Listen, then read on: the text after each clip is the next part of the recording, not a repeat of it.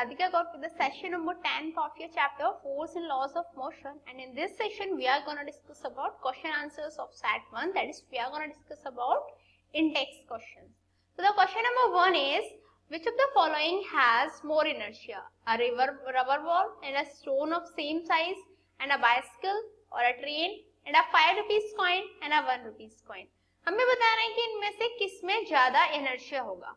First है rubber ball में और स्टोन में, दोनों एक सेम साइज के हैं, दोनों में से किसमें ज्यादा इनर्शिया होगा? तो ऑब्वियसली स्टोन में ज्यादा इनर्शिया होगा, क्योंकि इनर्शिया मास पे भी डिपेंड करता है. क्लियर. सेकंड है बाइसिकल एंड ट्रेन. बाइसिकल और ट्रेन में से किसमें इनर्शिया ज्यादा होगा? ऑब्वियसली ट्रेन में ज्यादा होगा, क्योंकि ट्रेन का जो मास है वो ज्यादा होता है देन बाइसिकल से. थर्ड आता है हमारा 5 rupee coin and 1 rupees coin. तो उसमें भी क्या होगा? उसमें भी जो 5 रुपी कॉइन है उसमें इनर्शिया ज्यादा होगा, क्योंकि 1 रुपी कॉइन का वेट इतना नहीं होता जितना 5 रुपी कॉइन का होता है. Next question is, in the following example try to identify the number of times the velocity of ball changes. Example given है आपको क्वेश्चन में, आपको ये बताना है कि कितने टाइम्स जो वेलोसिटी है बॉल की वो चेंज हुई. A football player kicks a ball to another player of his team who kicks the ball towards the goal. एक फुटबॉल प्लेयर है जिसने बॉल को किक किया अनदर प्लेयर की साइड, और जो अनदर प्लेयर था उसने जो बॉल को किक किया गोल करने के लिए. The goalkeeper of opposite team collects the football and kick it towards a player of his own team. Goalkeeper ने क्या किया? जो टीम अपोजिट टीम का गोलकीपर था उसने बॉल को कलेक्ट किया और उसे अनदर प्लेयर की साइड थ्रो कर दिया. Clear. Also, identify the agent supplying the force in each case. आपको क्या बताना है? ये बताना है number of times velocity change, and also आपको ये भी बताना है कि कौन सा ऐसा एजेंट है जिसके थ्रू जो फोर्स है वो सप्लाई हो रही है. So there are a number of times at which the direction and magnitude of velocity of the ball changes. काफी number of times यहाँ पे जो मैग्नीट्यूड है और जो वेलोसिटी है, आई मीन टू से वेलोसिटी का मैग्नीट्यूड और डायरेक्शन है वो चेंज हुई है. जो क्या क्या है? फर्स्ट ये है, whenever a force will be applied on a ball, कभी भी फोर्स अप्लाई होगी बॉल पे, then the velocity of the ball will change. Simply यदि कोई भी फोर्स अप्लाई हो रही है बॉल पे तो क्या होगा? जो वेलोसिटी है बॉल की वो चेंज होगी.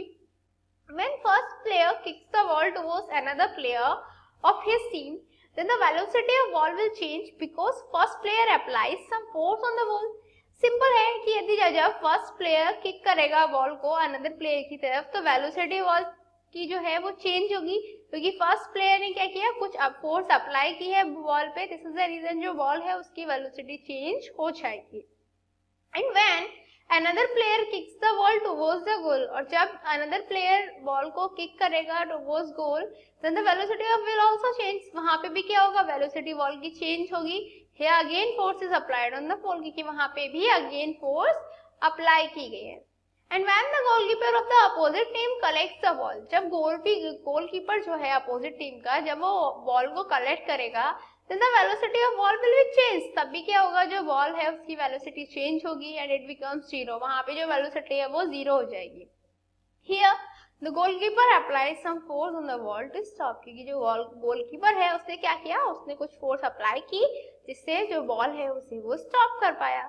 When the goalkeeper kicks the ball towards his own team, जब गोलकीपर किक करेगा बॉल को अपनी ओन टीम प्लेयर की साइड, तो वेलोसिटी ऑफ विल चेंजेस. जो बॉल है उसकी जो वेलोसिटी है तब भी चेंज होगी, because goalkeeper apply some force on the ball.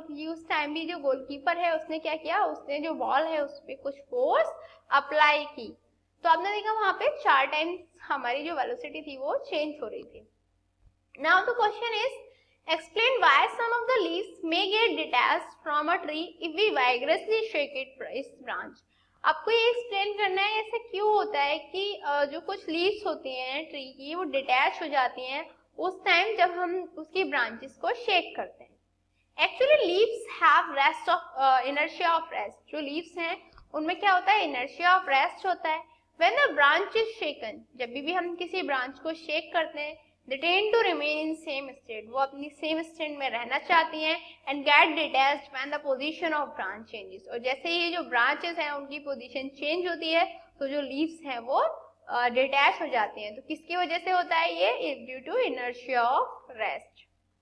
Next question is, why do you fall in the forward direction when a moving bus breaks to a stop and fall backwards when it accelerates from the rest. आपको ये बताना है कि ऐसा क्यों होता है कि जब यदि मूविंग बस ब्रेक लगाती है तो आप फॉरवर्ड डायरेक्शन में गिरते हुए नजर आते हो, और यदि वो रेस्ट से चलना स्टार्ट करती है तो आप बैकवर्ड डायरेक्शन में गिर जाते हो.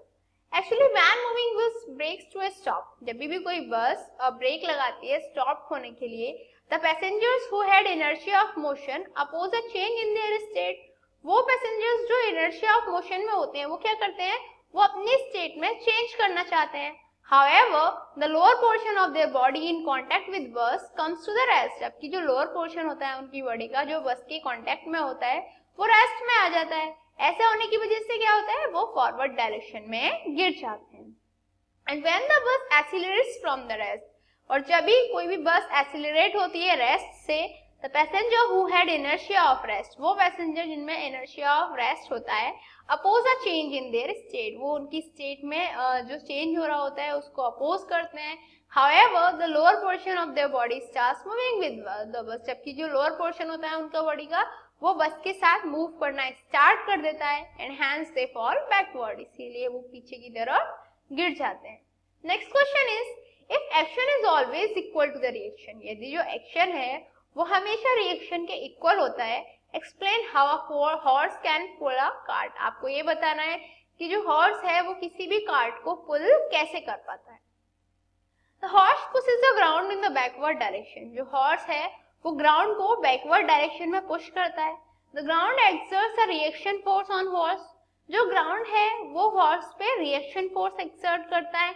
And cart system to push them forward, horse पे और जो कार्ट सिस्टम है उस पे ग्राउंड रिएक्शन फोर्स अप्लाई करता है जिसकी वजह से वो फॉरवर्ड मूव करते हैं.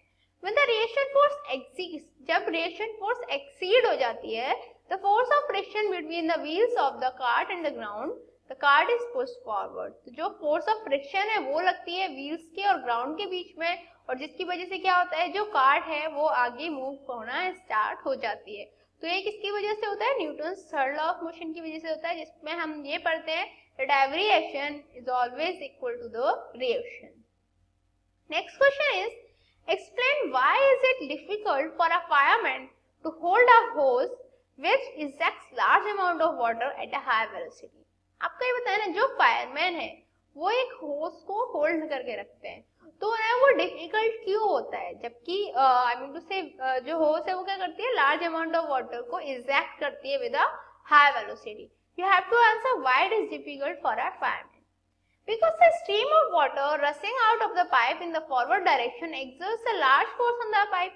क्लियर बात है कि जो वाटर की स्ट्रीम रश कर रही होती है, आई मीन से पाइप से निकल रही होती है फॉरवर्ड डायरेक्शन में, वो क्या करती है, एक लार्ज फोर्स अप्लाई करती है on the pipe, due to which the reaction of the forward force, ये जो रिएक्शन होती है फॉरवर्ड फोर्स की, इसी की वजह से क्या होता है, a force is applied on the pipe in backward direction. जो फोर्स है वो अप्लाई होती है पाइप पे in the backward direction. Clear.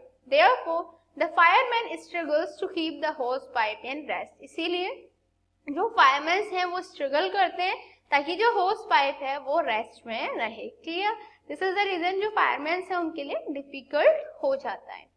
Next question is, from a rifle of mass 4 kg, 4 kg की एक राइफल है, a bullet of mass 50 gram is fired. एक बुलेट है जिसका मास 50 ग्राम है, उसे फायर किया गया with an initial velocity of 35 metre पर सेकेंड. और इनिशियल वेलोसिटी हमारी है 35 मीटर पर सेकेंड.